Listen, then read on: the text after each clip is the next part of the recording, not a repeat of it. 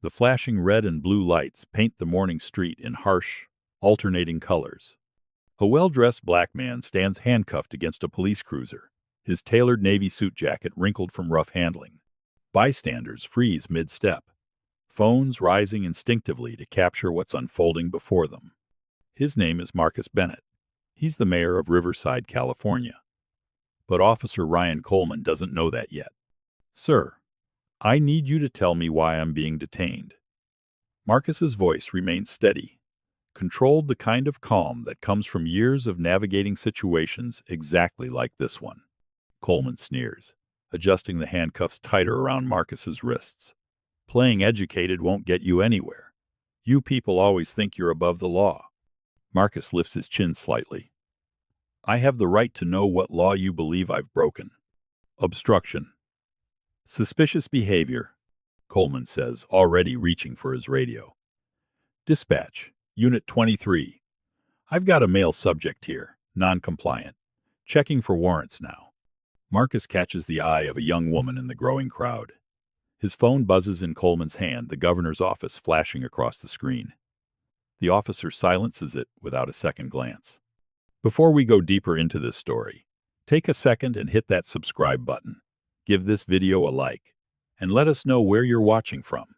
I'm curious to know how far these stories travel. 30 minutes earlier, Marcus Bennett had been checking his watch while walking briskly down Riverside Cedar Street. His silver Audi sat abandoned 2 blocks back, hazard lights blinking uselessly.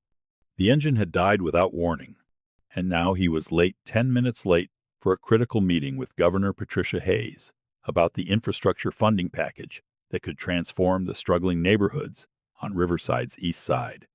City Hall's distinctive dome gleamed ahead in the morning sunlight, just 4 blocks away. Marcus picked up his pace, leather briefcase swinging at his side.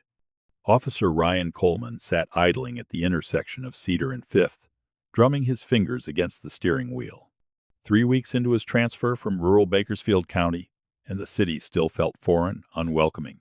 His eyes narrowed as he spotted Marcus, a black man in an expensive suit, carrying a leather briefcase, walking with purpose through this part of town. Something didn't fit. Ryan pulled his cruiser alongside the curb, watching Marcus's movements carefully. He flipped on his lights and grabbed his radio. "Unit 23, conducting a field interview.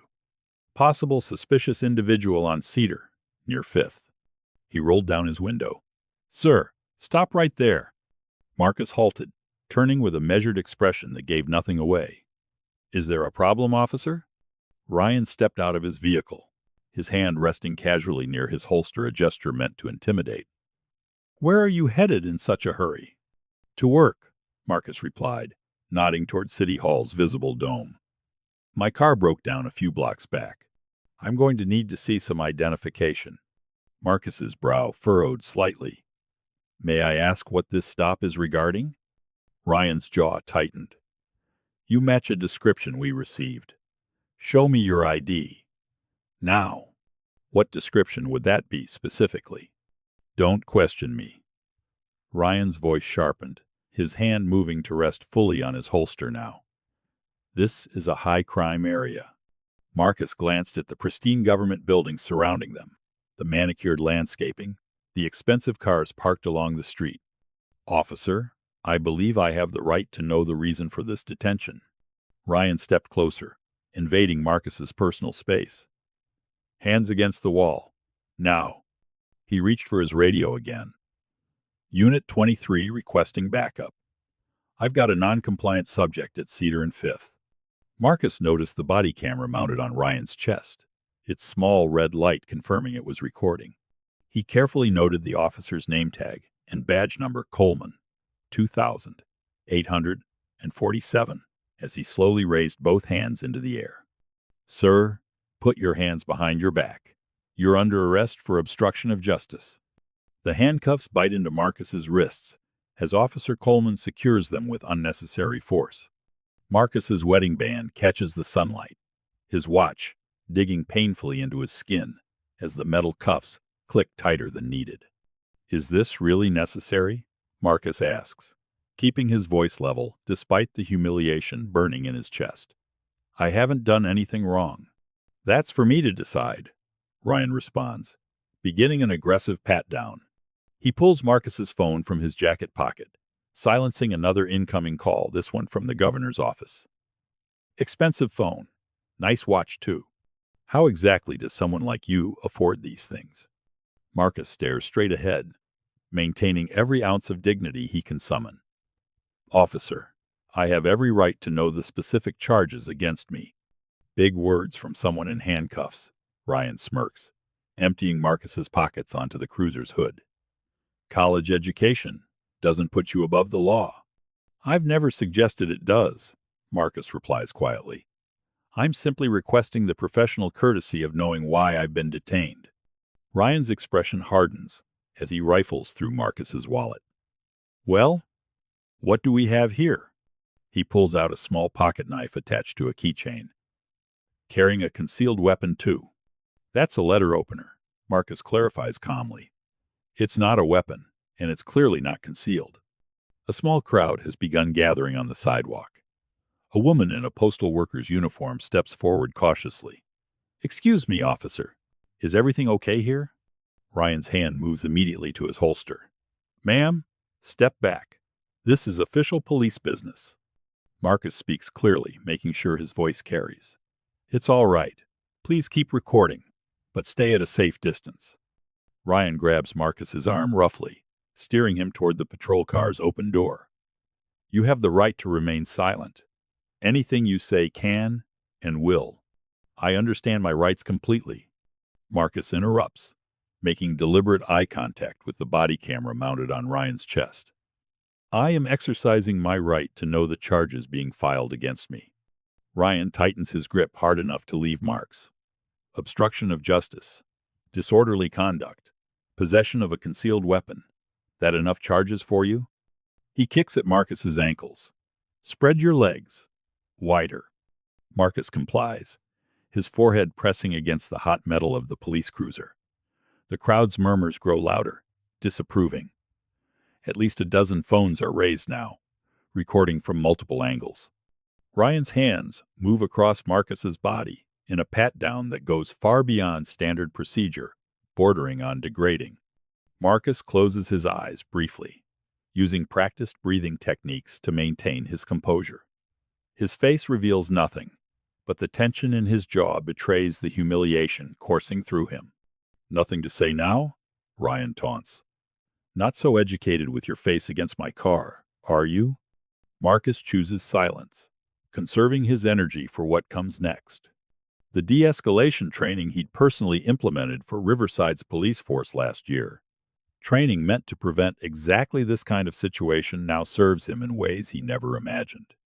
Ryan finally opens Marcus's wallet fully, deliberately ignoring the prominent city of Riverside identification card. Instead, he focuses on counting the cash inside.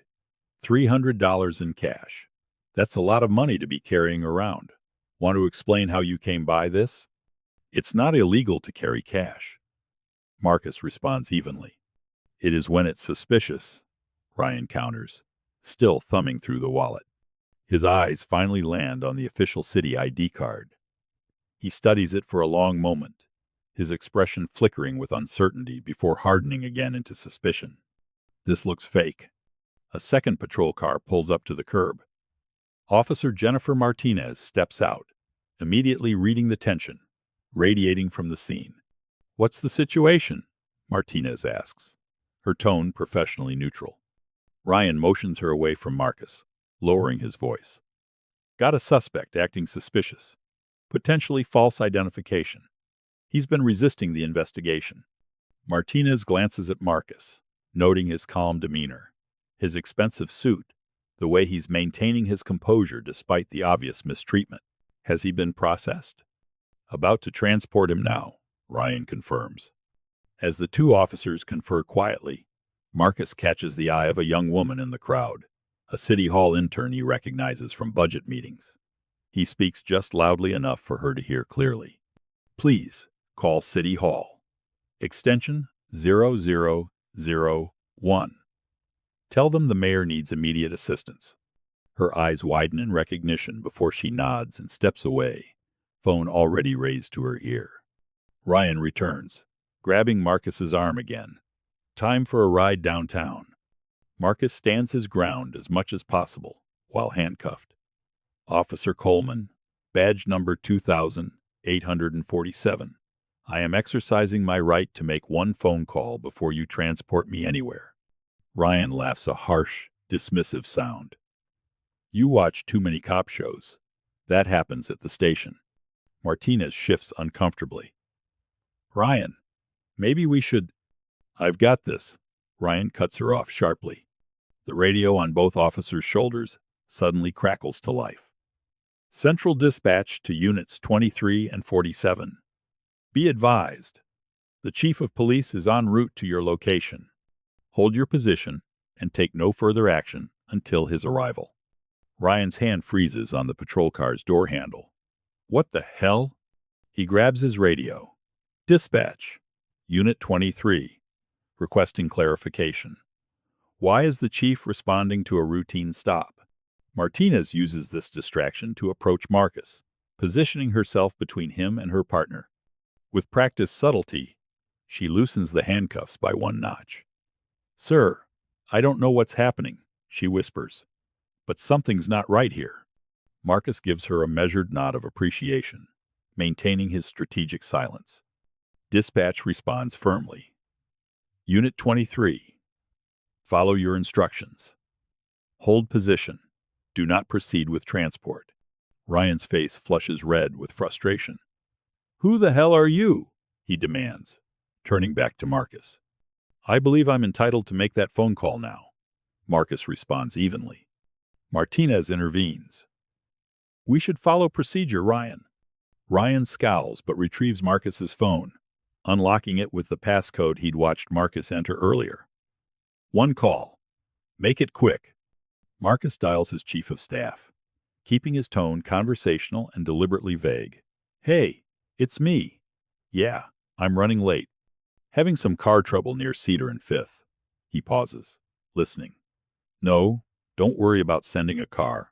Officer Coleman is helping me out. Badge number 2847. Could you let the governor know I'll be delayed? And maybe pull file protocol 7 for review when I get in? Thanks.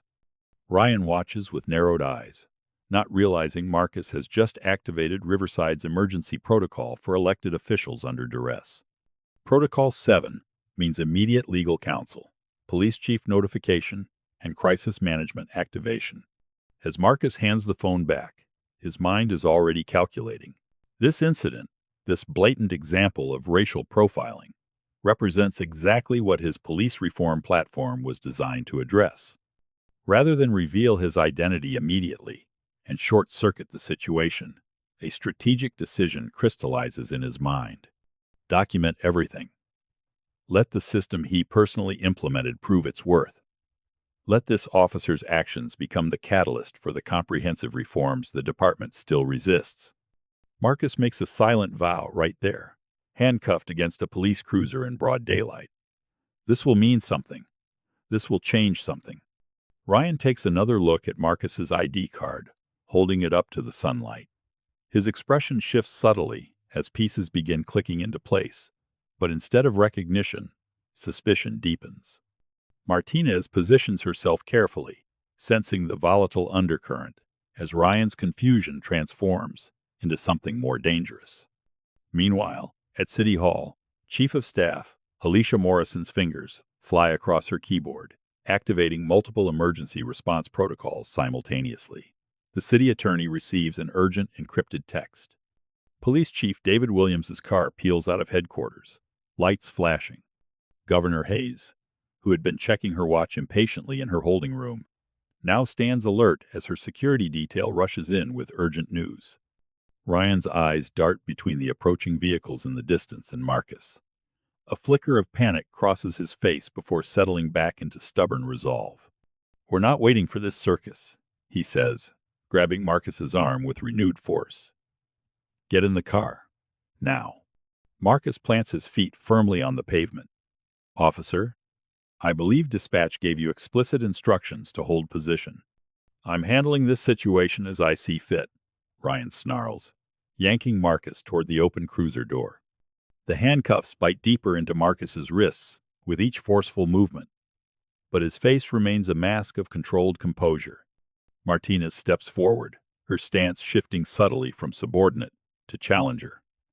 "Ryan, we need to wait. Those were direct orders from dispatch."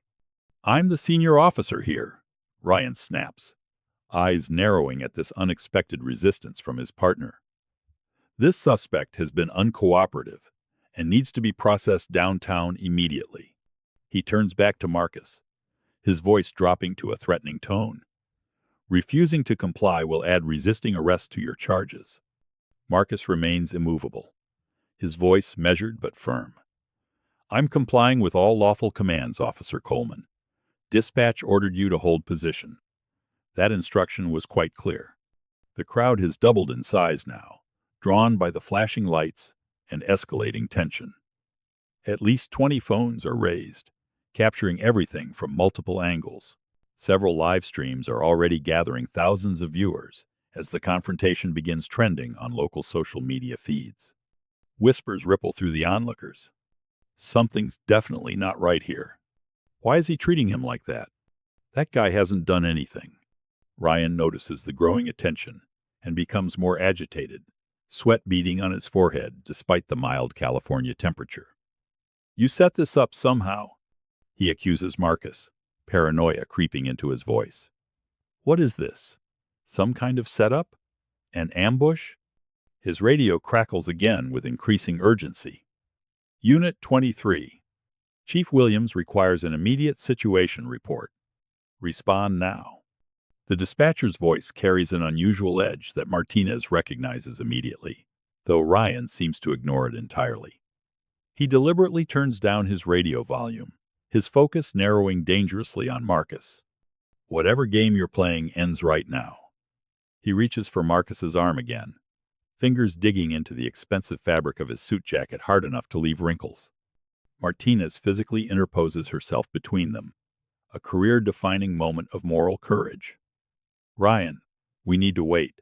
Something's not adding up here."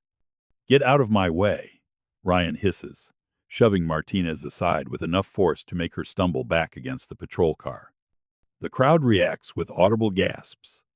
Dozens of devices capture this officer on officer conflict in high definition from every possible angle. Marcus observes the deteriorating situation with calm assessment. Every action Ryan takes is building an irrefutable case, documenting misconduct that no amount of official reports can erase or minimize. His face remains a mask of dignified restraint, a stark contrast to Ryan's escalating aggression. The first of several black SUVs screeches to a halt at the curb, tires protesting loudly against the pavement. Police Chief David Williams's sedan parks at a deliberate angle, blocking any potential exit route for the patrol car. Ryan's hand instinctively moves toward his holster, his training defaulting to threat assessment as the vehicles disgorge stern-faced individuals in suits and full-dress uniforms. The radio transmits one final command, the chief's voice, unmistakable in its authority. "All units, stand down immediately.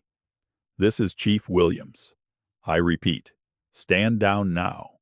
Police Chief David Williams emerges from his sedan, his commanding presence immediately drawing all eyes. He's in full-dress uniform, golden badges catching the late morning light as he straightens his cap with deliberate precision. His expression is controlled but grave as he surveys the scene. Mayor Marcus Bennett in handcuffs, 2 officers in confrontational stances, and a growing crowd of witnesses with phones raised like digital sentinels of accountability. Ryan positions himself with tactical precision, hands still hovering near his weapon, as he assesses this sudden arrival of departmental brass. In his mind, this level of response can only mean one thing: he's apprehended someone dangerous enough to warrant top-level intervention. His chest swells slightly with misplaced pride as he prepares to brief his superior. "Chief," Ryan calls out, standing straighter and adopting his most professional tone. "Situation is under control. Subject detained for suspicious behavior, obstruction of justice, and possession of a concealed weapon." He gestures toward Marcus, as if presenting captured evidence at a crime scene. Chief Williams approaches slowly, his experienced eyes taking in every detail with the precision of someone who's seen it all. The unnecessarily tight handcuffs cutting into Marcus's wrists. The mayor's composed demeanor, despite the obvious humiliation. The clear power dynamic on display. Recognition flashes across his face, followed immediately by something close to horror, as he realizes the full magnitude of what's unfolding. "I've got his ID here," Ryan continues, oblivious to the chief's expression. "Appears to be falsified government credentials. He claims to work at City Hall." He holds up Marcus's wallet like evidence of a major bust, his thumb deliberately covering the golden city of Riverside seal that would immediately authenticate it. Martinez steps subtly away from Ryan, creating visible distance between herself and what she now recognizes as a career-ending catastrophe. Her eyes meet the chief's briefly, communicating volumes without words, a silent acknowledgement of the devastating misjudgment playing out before them. The suspect was behaving erratically. Ryan plows ahead, digging himself deeper with every word. Walking with purpose in a high-value area, refused to properly identify himself, became argumentative when questioned about his activities and whereabouts. His report grows more elaborate as he attempts to justify his actions to the increasingly stone-faced chief standing before him. Marcus remains silent, allowing Ryan's unfiltered prejudice to flow freely into the permanent record. The body cameras, the civilian witnesses, the approaching city officials, all will document this moment without his intervention. His strategic patience serves a larger purpose than immediate vindication. "These people think they can just walk anywhere they want," Ryan adds, lowering his voice conspiratorially to the chief. "Dressed up like they belong. But the behavior gives them away every time. I developed an eye for it during my time in Bakersfield." Chief Williams's face remains unreadable as he approaches Marcus, his eyes conveying a silent apology, even as his professional demeanor holds firm. Still, he allows Ryan to continue his self-incrimination, recognizing the critical importance of capturing the officer's unvarnished assumptions on the official record. A news van pulls up behind the gathering officials, its satellite dish extending skyward with mechanical precision. A reporter and cameraman emerge quickly, drawn by the social media alerts, already buzzing frantically across Riverside's digital networks. Ryan notices this new development and hesitates mid-sentence, his instincts finally registering danger as the situation spirals beyond his control.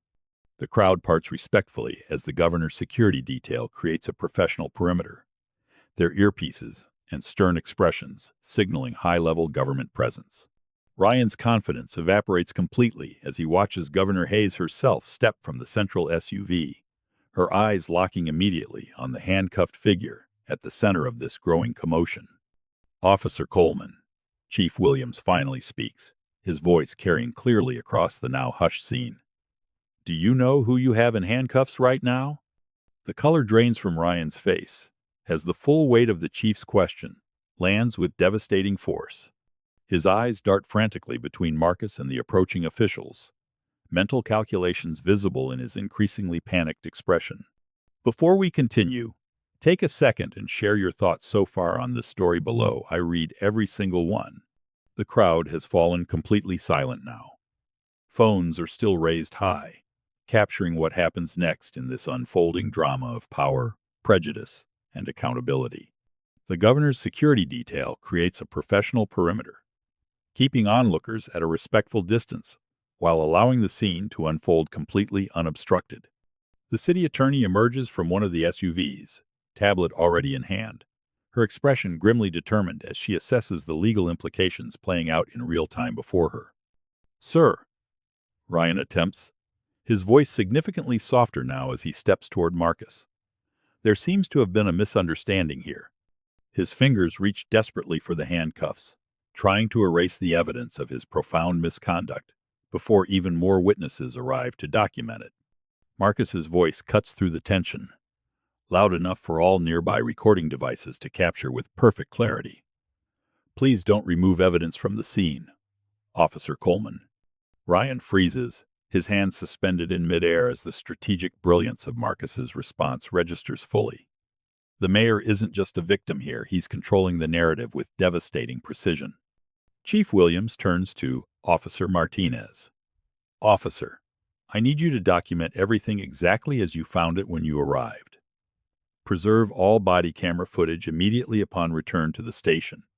Nothing gets deleted. Nothing gets overwritten. Understood? Yes. Sir, Martinez responds promptly, relief evident in her voice, as she's given a clear path to protect herself from the inevitable fallout. The city attorney approaches Marcus carefully, her tablet ready and recording. Mr. Mayor, with your permission, I'd like to take your preliminary statement while the events are still fresh. We can do this while we wait for these handcuffs to be properly removed through official channels. The title hangs in the air like a thunderclap. Mayor. Ryan's remaining color vanishes completely as the reality crashes down upon him with the force of an avalanche.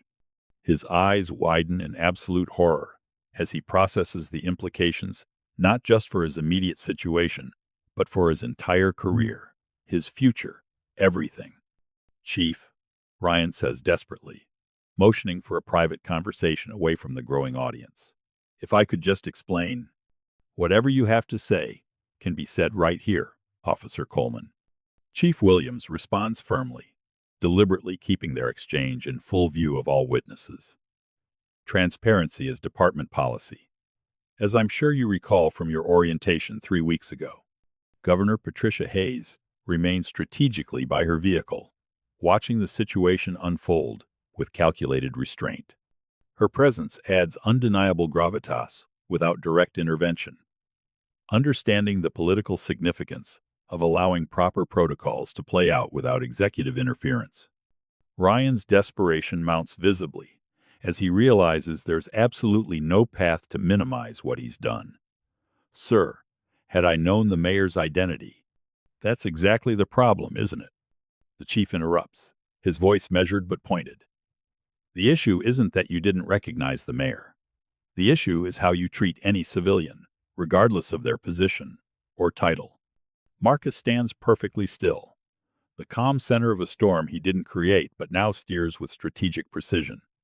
Each passing moment creates more documentation, more evidence for the comprehensive reforms his administration has championed against stubborn institutional resistance. Chief Williams turns to Marcus with formal respect, his next words carefully chosen to establish the official record. For the record, please state your full name and position for Officer Coleman, sir. The gathered crowd falls completely silent. Even the news crew, normally chattering constantly with production instructions, stands transfixed by the moment unfolding. Marcus straightens his posture despite the handcuffs still binding his wrists, his presence suddenly commanding the entire street corner with quiet authority. I am Marcus Bennett, Mayor of Riverside, California, he states clearly, his voice carrying without any dramatic inflection, without any vindictive emphasis, just the simple, devastating truth. Ryan's jaw slackens as the words register fully. His eyes widen in absolute horror as the complete implications cascade through his consciousness, like dominoes falling. His gaze darts frantically from Marcus to the governor, to the chief, to the news cameras, to the crowd. Each connection deepens his realization of exactly what he's done. Chief Williams steps forward, producing a small evidence key. Mr. Mayor, with your permission. He personally removes the handcuffs, handling them with the careful precision of evidence collection rather than routine procedure. Marcus rubs his wrists discreetly. Small red marks, clearly visible, where the metal had been unnecessarily tight. He adjusts his suit jacket with quiet dignity, every movement measured and deliberate.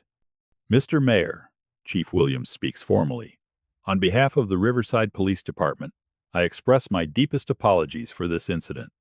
Marcus nods, his response carefully calibrated for both the immediate audience and the inevitable news cycle to follow. Chief Williams, I know this incident doesn't represent your leadership or the values of our city's finest officers. He turns slightly, acknowledging the younger officer. Officer Martinez here demonstrated true professionalism throughout this encounter. Martinez stands straighter, relief washing visibly across her expression. Marcus surveys the gathered crowd, making deliberate eye contact with several bystanders still recording. What happened today is exactly why we implemented body cameras and civilian oversight last year. The system worked as designed. The statement lands with perfect resonance, neither inflammatory nor dismissive, but affirming the accountability mechanisms his administration fought hard to establish against significant resistance. Governor Hayes approaches, her security detail adjusting smoothly to accommodate her movement. She embraces Marcus briefly but warmly, the gesture photographed by dozens of devices from every angle. "I think our infrastructure meeting can wait," she whispers quietly. "This is far more important. Use it wisely." Marcus nods almost imperceptibly in acknowledgement. Ryan remains frozen in place, his career and future visibly crumbling before him in real time. He attempts to find words, any words, to mitigate this disaster. "Mr. Mayor, there was a description, a suspect matching. I was just following protocol." Marcus raises a hand, stopping Ryan mid-sentence. "Officer Coleman, I believe we have a meeting scheduled with Internal Affairs. Save your statement for the formal investigation, where it properly belongs." The power dynamic has inverted completely. The officer who minutes ago wielded absolute authority now stands diminished, while the man he handcuffed commands the scene with quiet, undeniable authority. Marcus's chief of staff approaches with a secure phone. "Sir, you should know this is already trending nationally. Hashtags, Mayor in handcuffs, and policing the police are the top trends across all platforms." Marcus accepts this information with a single nod, having anticipated exactly this social media response. He turns to address the news cameras directly, knowing this moment requires immediate, careful framing. "Today, I experienced firsthand what too many of our citizens face on a daily basis." He begins. "This isn't about me or one officer's actions. It's about systems of accountability working exactly as designed." He gestures to the body cameras, the witness videos, the formal response unfolding around them. "When we implemented these reforms, there was significant resistance from multiple quarters. Today demonstrates precisely why they're absolutely essential. Every citizen deserves the same protection under law, regardless of their title, position, or appearance." Governor Hayes stands supportively at his side, the visual reinforcing the gravity of the moment. The city attorney continues documenting everything meticulously, her tablet capturing Marcus's every word for the permanent record. "This incident will be investigated with complete transparency," Marcus concludes firmly. "No exceptions, no matter how uncomfortable the findings may ultimately be for anyone involved." The steps of Riverside City Hall buzz with intense activity as Marcus stands at the podium several hours later, still wearing the same suit from the morning's incident. Though he's had ample time to change, the slightly disheveled appearance makes a powerful statement: authenticity over political polish. Camera flashes punctuate his words as he addresses the hastily assembled press corps, local and national media packed shoulder to shoulder. "This morning, I experienced what too many of our citizens face on a daily basis." Marcus begins, his voice steady and clear. "I was profiled, detained, and arrested without legal cause while walking to work." He pauses deliberately, letting the reality sink in completely. "As your mayor, I have the platform to address this incident publicly. Many others don't have that privilege. This cannot stand." Marcus strikes a careful balance, acknowledging systemic issues without broad condemnation. This isn't about villainizing our entire police force. The vast majority of officers serve with honor, integrity, and distinction. But we must confront the uncomfortable reality that bias exists, and it profoundly affects how law enforcement interacts with communities of color. He outlines immediate actions: a full independent investigation, temporary reassignment of Officer Coleman pending results, and an expedited comprehensive review of department practices and training. "We will follow every procedural step with absolute precision," Marcus emphasizes, leaning slightly forward. "Not because we're creating special circumstances for a mayor who was mistreated, but because this is exactly how the system should work for everyone, Every single time. Behind the public face of calm, measured leadership, Marcus moves with methodical purpose throughout the afternoon and evening. In the mayor's conference room, he meets with police union representatives, city attorneys, and civil rights leaders. The atmosphere is tense but focused, everyone understanding the stakes. "I want to be absolutely clear," Marcus tells the assembled stakeholders, leaning forward in his chair. "This investigation will be fair, thorough, and completely by the book. Officer Coleman deserves due process, just as any citizen does. That's non-negotiable." The police union president shifts uncomfortably in his seat. "We appreciate your measured approach, Mr. Mayor, given the circumstances. This isn't about one officer," Marcus continues firmly. "It's about ensuring our systems work as designed for everyone. If they don't, we identify the failures and we fix them. Period." Across town at police headquarters, Chief Williams addresses a packed room of commanders and supervisors, his tone leaving no room for misunderstanding. "Effective immediately, all body camera footage will undergo weekly random audits conducted by external reviewers," he announces. The mayor's incident reminds us exactly why these policies exist and why they're not optional. He announces a new transparent public portal where unedited footage will be made available once investigations permit release. "We have nothing to hide from the communities we serve," he states firmly. "Officers doing their jobs correctly and professionally have nothing to fear from transparency. Those who aren't, well, they should be worried." Meanwhile, Internal Affairs begins immediate formal interviews with both officers involved. Martinez provides her account first, her statement meticulous and completely unambiguous. The investigating officers exchange significant glances as she details Ryan's concerning behavior patterns from the very first day of his transfer 3 weeks ago. "The body camera footage is worse than we initially thought," an Internal Affairs captain says quietly in the darkened conference room. "Much, much worse." The room falls completely silent as the video plays on the large screen. Marcus, Chief Williams, the city attorney, and the IA captain watch without comment as Officer Coleman's body camera reveals the unfiltered, damning truth.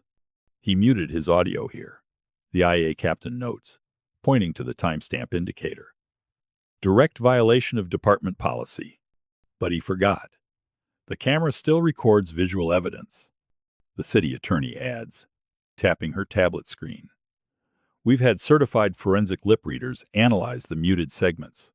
The language he used," she hesitates. "It's profoundly concerning and explicitly racial in nature." The investigation quickly uncovers Ryan Coleman's deeply troubling history. 8 formal complaints of racial profiling from his previous position in Bakersfield County, all mysteriously buried or summarily dismissed without proper investigation. Text messages recovered from his department-issued phone reveal extensive exchanges with former colleagues containing explicitly biased language about patrolling upscale areas and monitoring certain types of people. Most damning is a text message sent just 11 minutes before he detained Marcus. "Got a guy playing dress-up on Cedar Street. Watch me take him down a few notches. Should be entertaining." Chief Williams pinches the bridge of his nose, exhaling slowly. Look at his expression when he first views the mayor's ID card closely. He recognized that Marcus was someone important early in the encounter. "Look right there, you can see it, register." Marcus leans forward, studying the frozen frame carefully. He knew, and he escalated anyway. If you were in Marcus's position, handcuffed, humiliated, knowing the officer recognized your authority and chose to escalate, how would you have handled it? Share your thoughts in the comments. Officer Martinez's testimony proves absolutely pivotal to the investigation.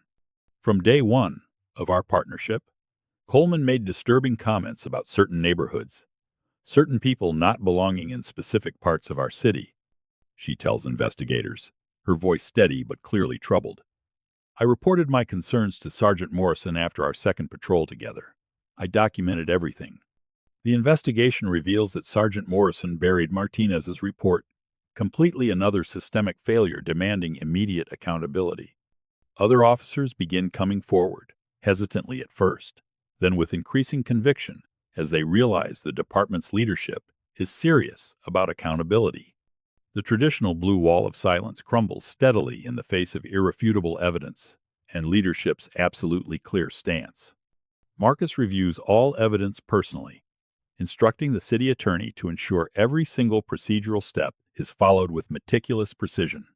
"We cannot afford any technical mistakes," he emphasizes during a late-night review session. "This case needs to be absolutely airtight, not just for my incident, but for the precedent it sets going forward for every citizen." The body camera footage reveals something else deeply troubling. Ryan deliberately positioning Marcus away from his cruiser's dashboard camera during the encounter. A practiced move, strongly suggesting this wasn't his first time manipulating evidence or camera angles. "We need to review every single arrest he's made since joining the Riverside Police Department," Marcus directs, "and formally request all records from Bakersfield County as well." The city attorney nods, already compiling the necessary subpoena forms and official requests. "Sir, we've found a clear pattern," she says quietly. "Officer Coleman has done this before, repeatedly. We're looking at potentially dozens of civil rights violations." The incident catalyzes a nationwide conversation that spreads rapidly across every platform. News programs, social media networks, and community forums buzz intensely, with debate about policing, profiling, power, and accountability. Marcus's unique position simultaneously, the city's highest elected authority, and a victim of racial profiling, makes him a singularly influential voice in the explosive discourse. On national television that evening, Marcus balances calls for accountability with thoughtful, measured reform advocacy. This isn't about dismantling police departments or demonizing all officers, he explains carefully to a primetime audience of millions. It's about ensuring they truly protect and serve everyone equally, without bias, without exception. That's the standard we must demand. Riverside establishes a dedicated 24-hour hotline for reporting similar incidents of potential profiling or misconduct. Within 72 hours, 7 other individuals come forward with detailed accounts of troubling encounters with Officer Coleman. Their stories share disturbing, undeniable similarities, minor or completely non-existent infractions used as pretexts for stops, immediate escalation when they questioned the legal basis for detention, and clear intimidation tactics when they attempted to exercise their constitutional rights. "We're reopening every single case for comprehensive review," the city attorney announces at a morning press briefing. "If civil rights were violated in any way, we will make it right. That's our commitment." The police union initially attempts to defend Ryan, citing split-second decision-making pressures and challenging work environments that officers face daily. But as overwhelming evidence mounts steadily, their public position shifts noticeably toward damage control. The union president requests an urgent meeting with Marcus within the week. "We can't defend the indefensible," he acknowledges frankly across the conference table, his tone resigned. "But we need to emphasize publicly that this is about individual bad actors, not our entire department or all officers."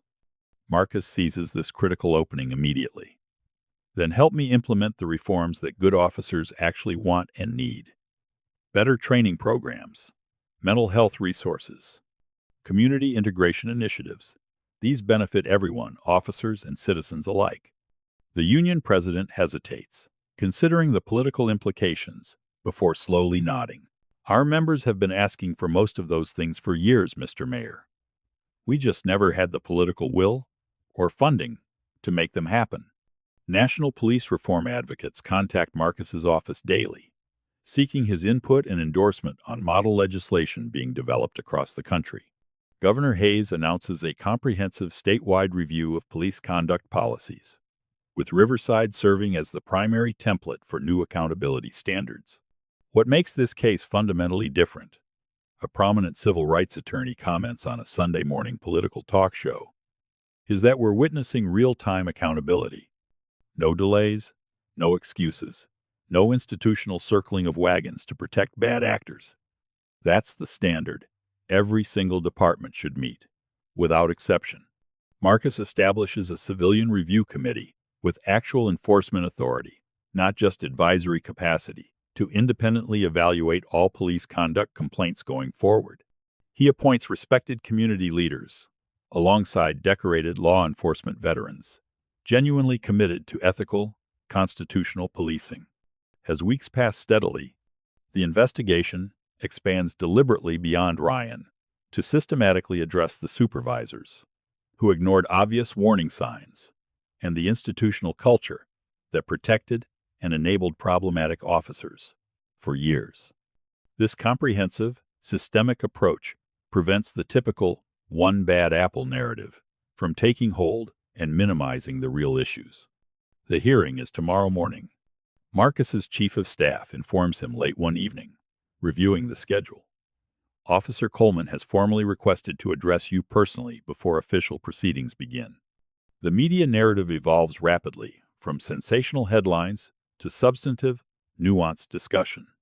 Initial stories, focusing purely on shock value, mayor in handcuffs, and police detain, own mayor, give way steadily to deeper analytical pieces, examining implicit bias, institutional accountability mechanisms, and the demonstrated effectiveness of reform measures. Marcus gives a powerful, revealing interview to Riverside's most respected veteran journalist, sharing personal experiences with profiling long before becoming mayor. "The first time I was stopped for driving while black, I was 16 years old," he reveals quietly, the painful memory still vivid. "My father sat me down that night and gave me the talk about how to survive police encounters without getting hurt or killed. I've had to use those survival lessons throughout my entire life, even as an elected official, with power and resources most people don't have." The deeply personal story humanizes the systemic issue for viewers who might otherwise become defensive or dismissive. Comment sections and call-in segments across platforms reflect genuinely shifting perspectives, with many citizens thoughtfully acknowledging realities they'd previously dismissed or never considered. Social media clips of the incident continue circulating widely, with particular focus on the stark visual contrast between Marcus's dignified restraint under pressure and Ryan's steadily escalating aggression and unprofessionalism. Behavioral psychology experts deconstruct the officer's body language on news specials, identifying textbook intimidation tactics and multiple bias indicators throughout the encounter. Marcus strategically leverages the sustained national attention to highlight his administration's existing police reform initiatives that had faced resistance. The body cameras worked exactly as designed. The civilian oversight protocols worked. The professional training that Officer Martinez received worked perfectly, he emphasizes in interviews. This incident demonstrates both the ongoing problems we still face and the proven effectiveness of solutions we've already successfully implemented when given the chance. He's careful to publicly credit the previous mayoral administration for initiating some foundational reform measures, demonstrating clearly that accountability and progress transcend political divisions and partisan point scoring. A national news magazine produces an hour-long special investigation examining how Riverside's institutional response differs dramatically from similar high-profile incidents in other jurisdictions. In too many cases across America, we see denial, delays, and deliberate deflection, the narrator explains soberly over footage of other controversial police encounters nationwide. Riverside's response provides a replicable template for responsible, transparent handling of serious misconduct allegations. Other cities should be taking notes. Marcus receives simultaneous praise for his measured, thoughtful approach and sharp criticism from activists demanding more immediate, dramatic action. Protest groups organize demonstrations, calling for immediate, department-wide reform and substantial budget reallocations. Conservative commentators question publicly whether one isolated incident truly justifies sweeping systemic changes. Through all the noise and pressure from every direction, Marcus maintains his carefully balanced stance with remarkable consistency. "This isn't about emotion or politics or scoring points," he states firmly in every interview. "It's about consistent, fair application of the standards we publicly claim to uphold. Every single citizen deserves exactly what I received: prompt investigation, transparent process, and appropriate consequences for any misconduct. Nothing more, nothing less. The formal hearing approaches with mounting public interest and media attention. News crews establish semi-permanent camps outside City Hall and police headquarters. Social media platforms explode with speculation about potential outcomes and implications. Legal experts analyze likely scenarios endlessly on cable news panels, debating precedents and procedures. Marcus reviews his personal notes one final time before heading into the hearing room, preparing mentally for what comes next. His chief of staff knocks softly on the door. Officer Coleman is here with his union representative. She informs him quietly. Before we begin the formal hearing, the officer has prepared a personal statement he insists on delivering directly to you, Mr. Mayor. He's requesting 5 minutes. The hearing room's austere, minimalist design emphasizes its serious purpose, justice, without unnecessary theatrics or distractions. Marcus sits at the center of the review board table, positioned not as a victim seeking personal retribution, but as the city's chief executive ensuring proper, impartial governance. His physical position embodies the system's integrity, demonstrating clearly that accountability functions consistently, regardless of who was wronged. Ryan Coleman enters with his union representative, both wearing identical dark suits that cannot disguise their dramatically contrasting demeanors. The representative projects professional confidence, born of experience. Ryan radiates complete defeat. His once authoritative posture has collapsed inward, shoulders hunched as if physically bearing the crushing weight of his documented actions and their consequences. Officer Coleman has formally requested to make a preliminary statement. Before we begin official proceedings, the board chairperson announces, Mr. Mayor, as the directly affected party, do you have any objection to this request? None whatsoever, Marcus responds simply, his voice neutral. Ryan clears his throat nervously, unfolding a clearly rehearsed statement with shaking hands. Mr. Mayor, distinguished members of this review board, he begins, his voice lacking conviction. I want to express my sincere regret for the incident on Cedar Avenue. It was an unfortunate misunderstanding that escalated unnecessarily due to communication failures. My actions did not reflect departmental training standards or my own personal values. I apologize for any embarrassment or inconvenience caused to you and to the department's reputation. The carefully crafted words fall completely flat against the mountain of damning evidence already compiled. Marcus studies Ryan's face intently, noting the deliberate language choices, apologizing for embarrassment rather than civil rights violations, blaming a vague misunderstanding rather than acknowledging explicit racial bias and abuse of authority. The board proceeds methodically and systematically, dismantling Ryan's defensive narrative through precise questioning and presentation of irrefutable evidence. Officer Coleman, the internal affairs captain, begins formally. Your body camera recording shows you clearly stated that the mayor matched a specific description you'd received. What exact description were you referring to at that moment?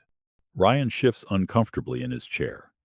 There had been general reports of suspicious activity in that area recently. Please answer the specific question asked. The captain presses. What precise description did the mayor match when you initiated this stop? Ryan's extended silence speaks volumes to everyone present. Let's review your text message sent at 8:43 that morning, the captain continues, displaying the message prominently on the room screens for all to see. Quote, got a guy playing dress-up on Cedar. Watch me take him down a notch. Please explain to this board exactly what you meant by the phrase, playing dress-up. Ryan's prepared facade crumbles further under direct scrutiny. That's just officer talk. Informal communication. Officer talk, the captain repeats flatly, letting the excuse hang in the air. Let's now discuss the 8 civilian complaints filed against you in Bakersfield County. All 8 involving black male subjects. All 8 dismissed without any meaningful investigation or documentation. The methodical, Systematic disassembly continues relentlessly for over 2 hours. Ryan's previous department gets implicated in deliberately covering up his established pattern of racial profiling and misconduct. Supervisors who ignored or buried Officer Martinez's explicit warnings face their own separate disciplinary inquiries. The systemic failures that enabled and protected Ryan's behavior for years are exposed methodically alongside his individual actions. Finally, the board chairperson addresses Ryan directly with the question everyone's been waiting for. Officer Coleman, in your own words, without prepared statements or legal advice, why did you stop Mayor Marcus Bennett that specific morning? Ryan looks up momentarily, meeting Marcus's steady, unwavering gaze, before quickly looking away. All the rehearsed excuses and justifications have systematically failed. In this moment of absolute truth, something breaks visibly within him. He didn't look like he belonged there. Ryan admits quietly, barely audible. In that suit, in that neighborhood, at that time, it just didn't fit what I expected to see. The room falls into heavy silence as the admission hangs unmistakably in the air. Marcus leans forward deliberately, asking his first and only question of the entire proceeding. Would you have stopped me if I were white, Officer Coleman? Ryan opens his mouth, closes it without speaking, then stares fixedly at the table before him. He has absolutely no answer. The silence confirms everything. The review board votes unanimously for immediate termination of employment. Additionally, they formally refer the case to the district attorney's office for evaluation of potential criminal charges, including civil rights violations, under federal statute. Marcus accepts their decision with a single, dignified nod, maintaining the gravity and decorum of his office throughout the proceedings. As the hearing concludes and people begin filing out, Ryan passes Marcus in the narrow corridor outside the hearing room. He pauses briefly, speaking so quietly that only Marcus can hear. I never saw myself as the bad guy in any of this, he says, his voice hollow. I really didn't. Marcus acknowledges this with a slight nod, but reveals nothing of the private exchange to the waiting press corps outside. This isn't about personal feelings or private reckonings between two men. It's about institutional accountability and systemic change. Later that same afternoon, the city attorney announces a comprehensive, independent review of all arrests made by Officer Coleman during his 3-week tenure with Riverside PD. We've identified 26 cases requiring immediate review for potential civil rights violations, she states at the press conference. Potentially more, as we dig deeper into records. This will have significant financial implications for the city, but justice and integrity demand nothing less than complete transparency. This isn't just about one officer or one isolated incident. Marcus tells reporters gathered on City Hall's front steps. Tomorrow, we announce the most comprehensive police reform package in Riverside's history.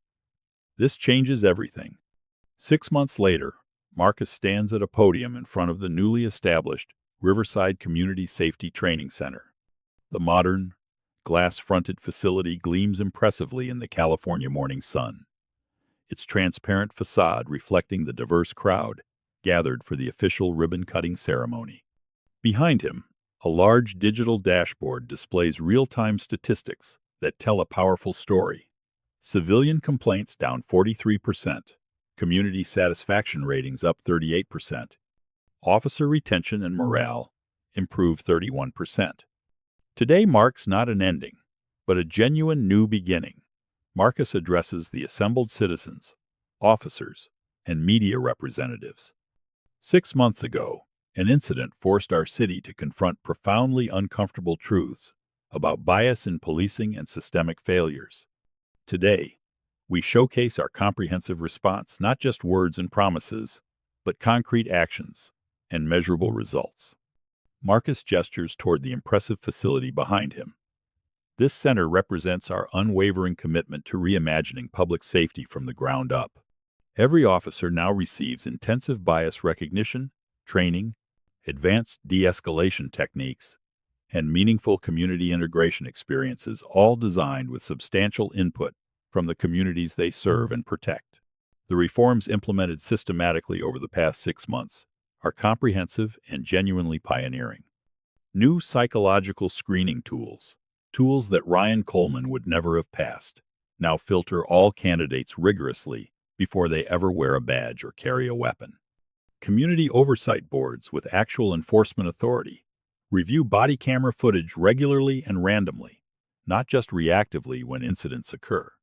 Officers receive substantial financial incentives for living in the neighborhoods they patrol, creating genuine personal investment in community well-being and relationships. Lieutenant Jennifer Martinez, recently promoted to head the newly created Community Relations Division, stands proudly among the department's leadership on the platform. Her moral courage in breaking ranks during Marcus's incident has transformed her from potential departmental outcast to celebrated exemplar of what good policing looks like. She's living proof that professional integrity and accountability are complementary values, not contradictory ones. Some officers initially resisted these changes strongly. Marcus acknowledges honestly. Change is always difficult, especially in established institutions with deep cultures. But something remarkable happened as we moved forward together. As community trust increased measurably, officers' jobs became simultaneously safer and more effective. When people see police as genuine partners rather than occupying adversaries, everyone benefits. That's not theory, it's proven fact. Several officers who initially and vocally opposed the reforms now stand among their strongest, most passionate advocates. Sergeant Patricia Lewis, a 23-year veteran, approaches the microphone at Marcus's personal invitation. "I was deeply skeptical initially," Lewis admits with complete candor. "Thought this was just political theater after one bad incident that got public attention. But I've been on these streets for over 2 decades, and I've genuinely never seen the level of cooperation and trust we're getting now from residents. People actually approach us voluntarily with information instead of avoiding eye contact or crossing the street. That fundamental shift makes my job easier, safer, and more effective every single day." The dashboard behind Marcus tells the compelling statistical story, but the human impact runs far deeper than numbers can capture. Marcus now meets regularly with a citizen advisory council that includes former vocal critics of the department. Their initially heated, confrontational debates have transformed gradually into genuinely productive partnerships, building bridges few observers thought remotely possible just months ago. The Bennett Protocol, as it's become known nationally among reform advocates and policy experts, has gained serious attention from police departments across the entire country. Marcus has testified before congressional committees about Riverside's comprehensive approach, consistently emphasizing that good policing requires both strong officer support and rigorous, transparent accountability working together. "We're not perfect, far from it," Marcus concludes with characteristic honesty. "But we're proving conclusively that meaningful, lasting reform is absolutely possible when we commit genuinely to both justice and public safety as complementary goals, not competing ones. Other cities can do this too. The blueprint is here." As Marcus prepares to cut the ceremonial ribbon with oversized scissors, his chief of staff approaches quickly with an urgent whisper. Marcus's expression remains carefully neutral, but his eyes betray genuine surprise. "Sir," she says quietly, "there's someone here specifically to see you. You absolutely won't believe who it is." 1 full year after the incident that fundamentally transformed Riverside's approach to policing and community relations, Marcus works late in his office on a quiet Thursday evening. The city skyline glows softly through the tall windows as he reviews detailed proposals for expanding the successful reforms to neighboring jurisdictions that have formally requested assistance. A soft, hesitant knock interrupts his concentration. "Mr. Mayor," his assistant says, clear hesitation evident in her voice and posture. "Ryan Coleman is here. He's requesting just a few minutes of your personal time." Marcus sets down his pen slowly, considering this completely unexpected development with careful thought. "Send him in, please."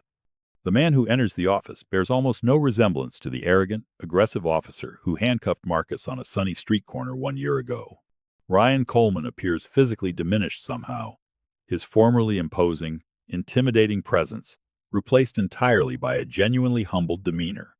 He wears simple civilian clothes, a plain button-down shirt and khaki slacks, and carries nothing in his hands.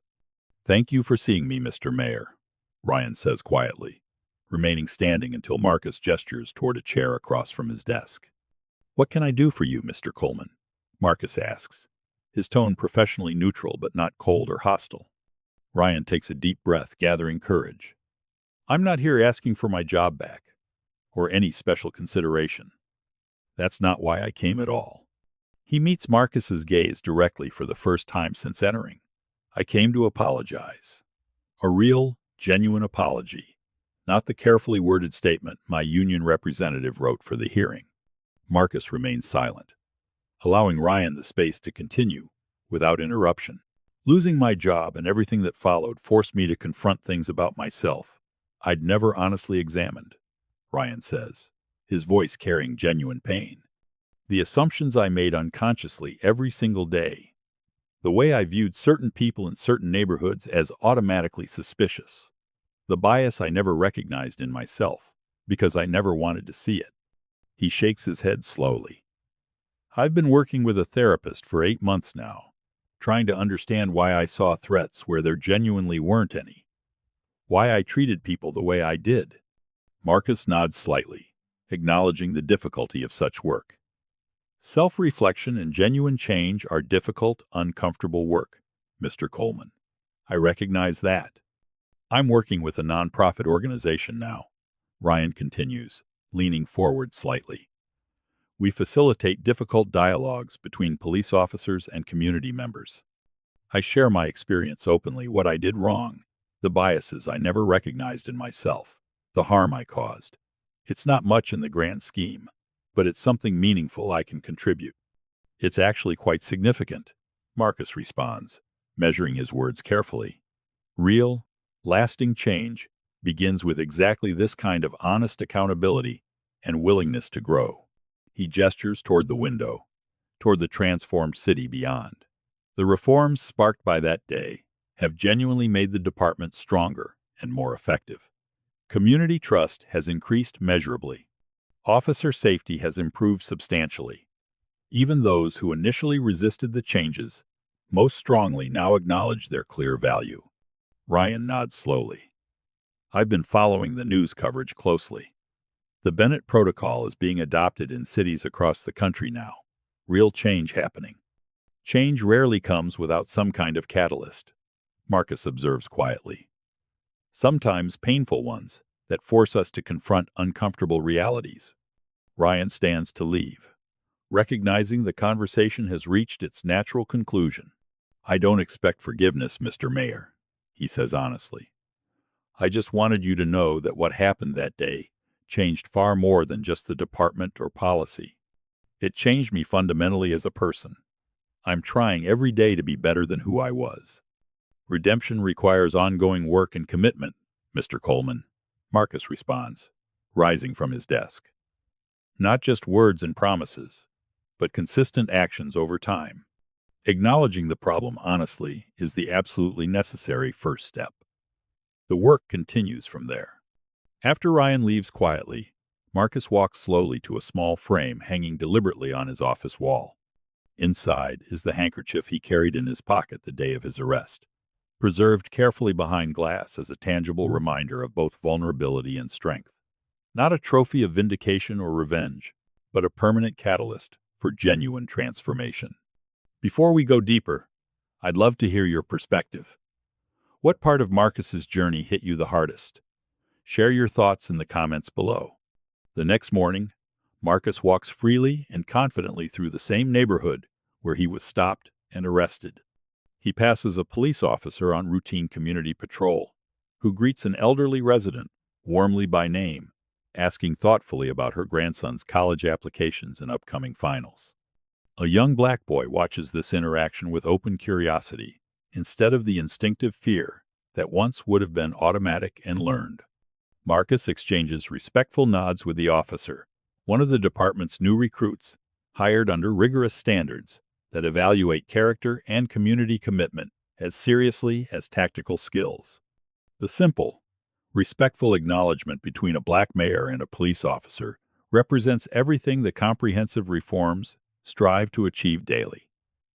Mutual respect, replacing automatic suspicion. Genuine partnership, replacing antagonism and distrust.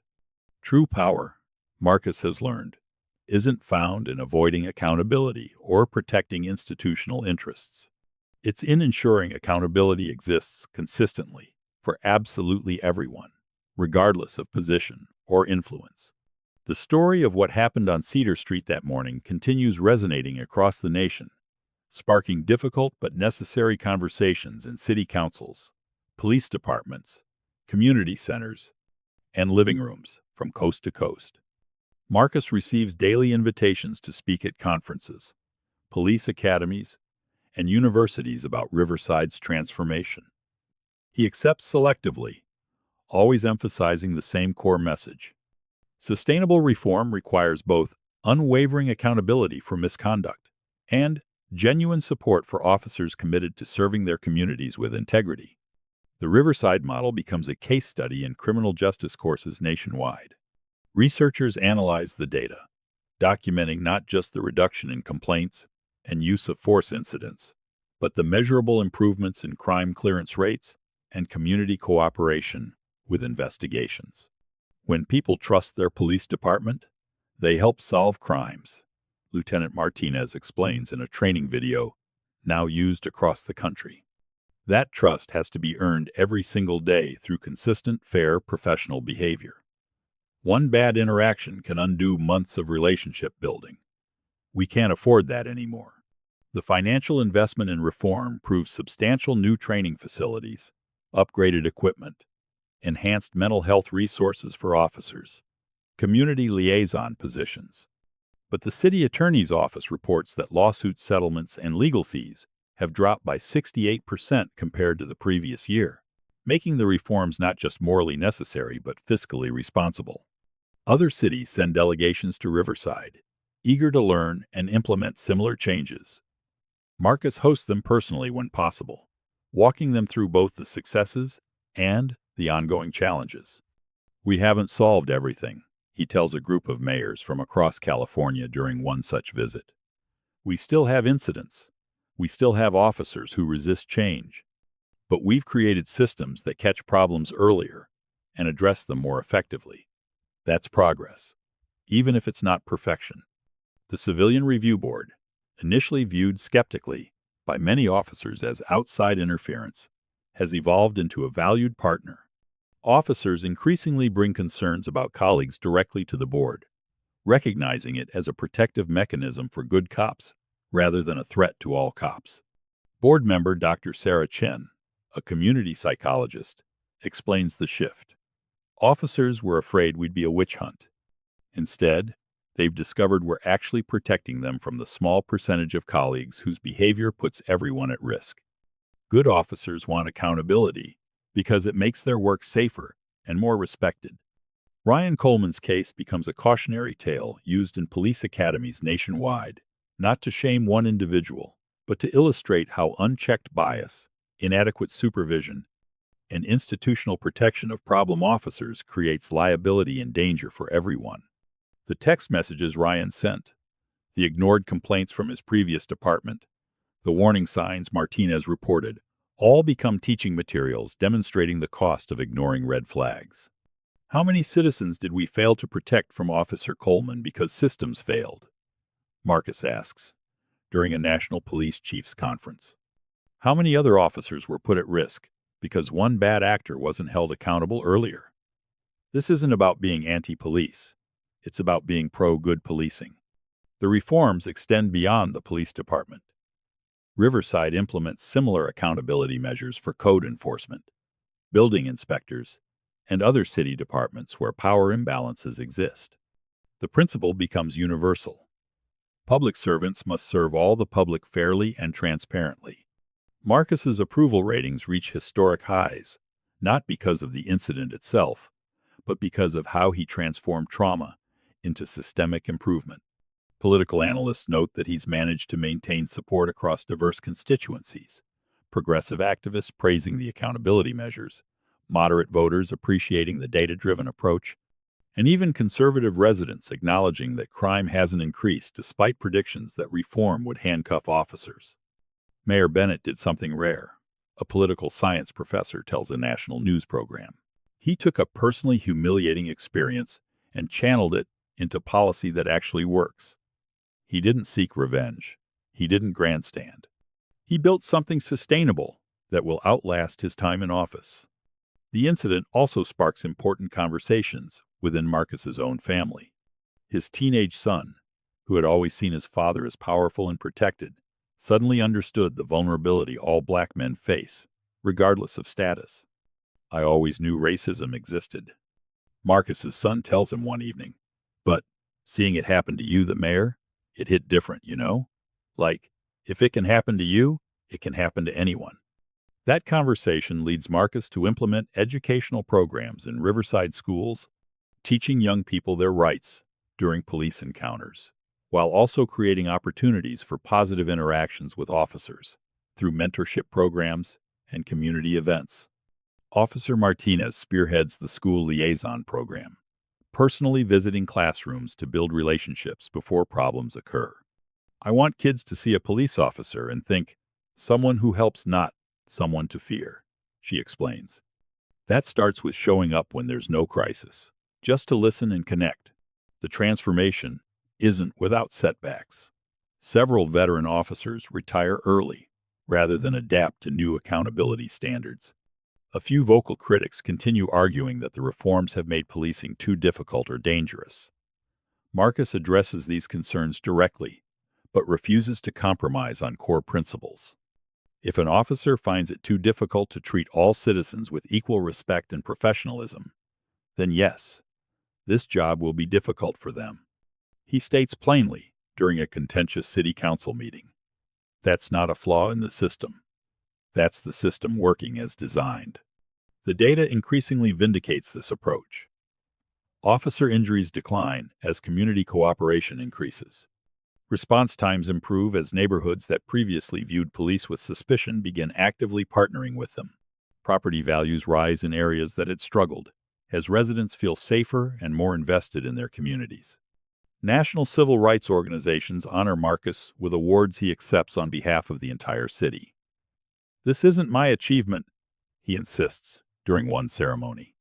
"This belongs to every officer who chose integrity over the blue wall of silence. Every citizen who demanded better and stayed engaged. Every community leader who bridged divides instead of deepening them." That's where real change comes from. 2 years after the incident, Marcus stands once again at a podium, this time announcing he won't seek a third term as mayor. The decision surprises many, but his reasoning is clear. "I entered public service to make a difference," he tells the assembled crowd.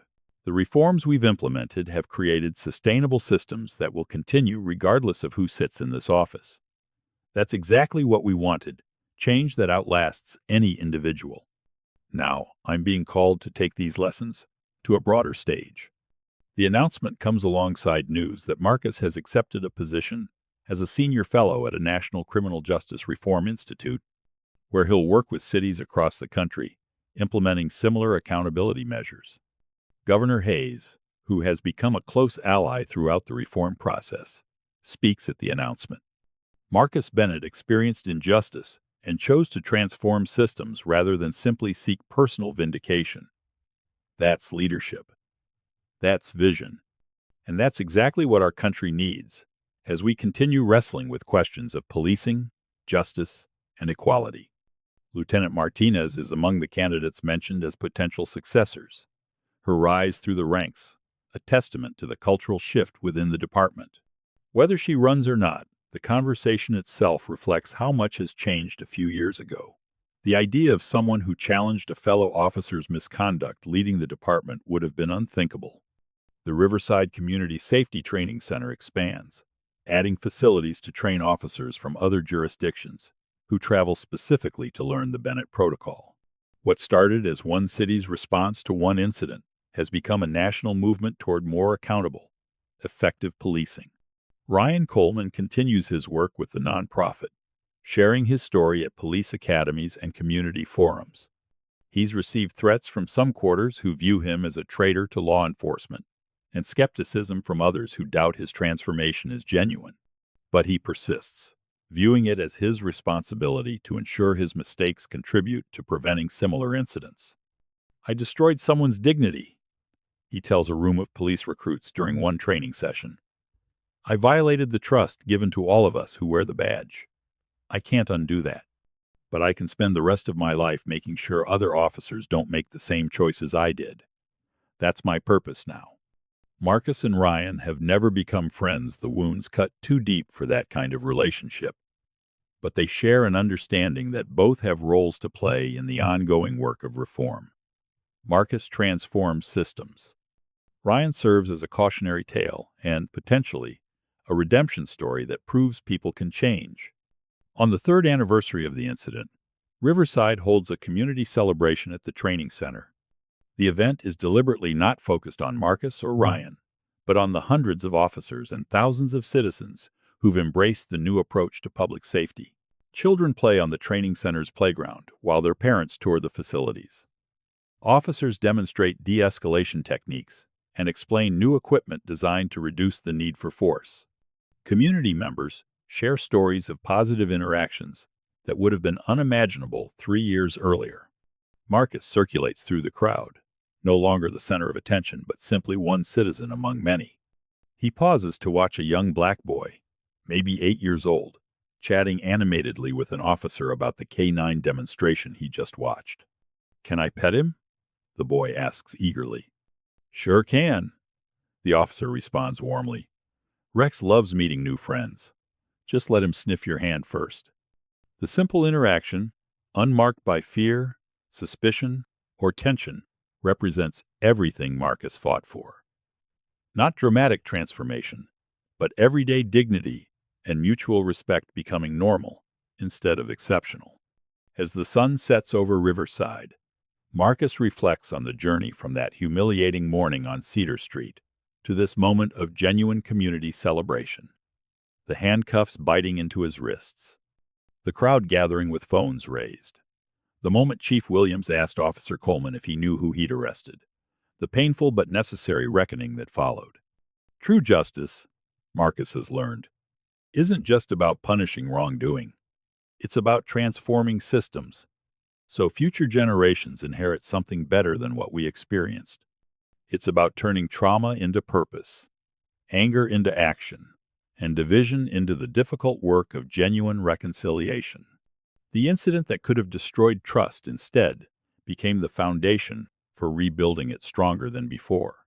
Not because one mayor was wronged, but because an entire city chose to confront uncomfortable truths and do the hard work of change.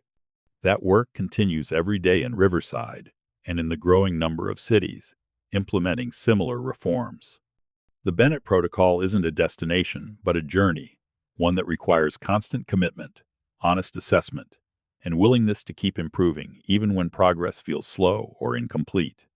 Marcus boards a flight the next morning, heading to another city struggling with police-community relations. He carries with him not just policy recommendations and statistical analysis, but the lived experience of someone who knows firsthand both the trauma of being profiled and the hard work of systematic change. The young mayor, who was handcuffed on Cedar Street, is gone, transformed by fire into something more resilient and purposeful. In his place stands a national voice for reform, who understands that real change requires both unwavering principles and pragmatic flexibility, both demanding accountability and supporting those who serve honorably. Somewhere, in another city, another officer is making the same kinds of biased assumptions Ryan Coleman made. Somewhere, another citizen is experiencing the same humiliation Marcus endured. The work of building fair, effective, accountable public safety continues in thousands of communities. But now there's a roadmap. Now there's proof that transformation is possible. Now there are systems that catch problems earlier and address them more effectively. Now there are models showing that accountability and effective policing aren't contradictory but complementary. The story that began with flashing lights, tight handcuffs, and a crowd of witnesses holding phones hasn't ended. It continues every time an officer chooses professionalism over prejudice. Every time a community member gives police the benefit of the doubt based on earned trust. Every time a system of accountability works as designed to protect both citizens and good officers. Marcus Bennett's arrest was neither the beginning nor the end of America's struggle with biased policing and systemic injustice. But it became a catalyst for demonstrable change, proof that trauma can transform into purpose, that one city's courage to confront uncomfortable truths can inspire a nation, and that the dignity of every citizen matters enough to fight for comprehensive reform. The flashing lights have long since stopped. The handcuffs were removed and preserved as a reminder. The crowd dispersed, their videos becoming evidence of both injustice and the accountability that followed. But the work continues in Riverside, and beyond building the kind of public safety where everyone, regardless of race or status, can walk down the street without fear, carrying nothing but their dreams. Stories like this one remind us why accountability matters, why systems must serve everyone equally, and why the courage to confront injustice can transform entire communities. At True Justice, we bring you the most compelling, authentic stories of justice, power, and transformation that reflect our society's ongoing struggles and hard-won triumphs. Real people, real courage, real change. If Marcus's journey moved you, if it made you think about justice, dignity, or the power of systematic change, don't keep this story to yourself. Hit that subscribe button right now to join our community of viewers who believe truth and accountability matter. Tap the notification bell so you never miss our powerful stories of justice and transformation. And give this video a thumbs up to help others discover it. Most importantly, I want to hear from you. What was the moment in Marcus's story that resonated most deeply? How do you think your own community measures up in terms of police accountability and reform? What changes would you like to see where you live? Share your thoughts, your experiences, your hopes in the comments below. Every voice matters in this conversation. Remember, change begins with awareness, but it continues through action. By watching, sharing, and engaging with these stories, you're part of building a more just society. True justice. Real people. Real justice. Real change. Subscribe now, and let's keep this vital conversation going together.